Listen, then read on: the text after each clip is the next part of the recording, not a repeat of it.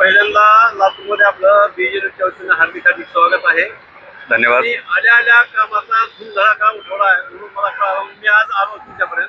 तर काय उपक्रम राबवले, तर काय सांगू शकाल? सर्वप्रथम आपलं आभार मानतो मी. तर या ठिकाणी माननीय पोलीस अधीक्षक सो आणि माननीय आयुक्त सो लातूर महानगरपालिका यांच्या संकल्पनेतून आपण जे लातूर शहरातले मुख्य चौक आहेत त्या चौकावरती काम करतोय. आता आपण सुरुवातीला हा प्रायोगिक तत्वावरती पीव्हीआर चौक हा चौक घेतलेला आहे आणि इथला चौक आपण मोठा करणार आहे.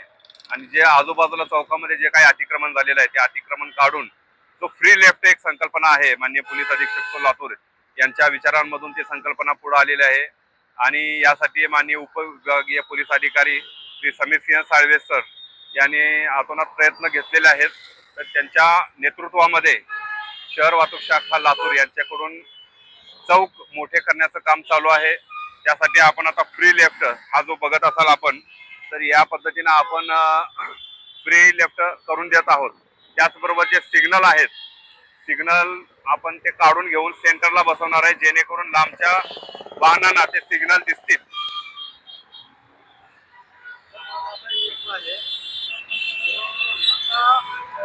पोलिसांच्या गाडीवर पोलीस किंवा प्रेस नाव काढलं जाणार आहे, असं तुम्ही काहीतरी निवेदन दिलंय.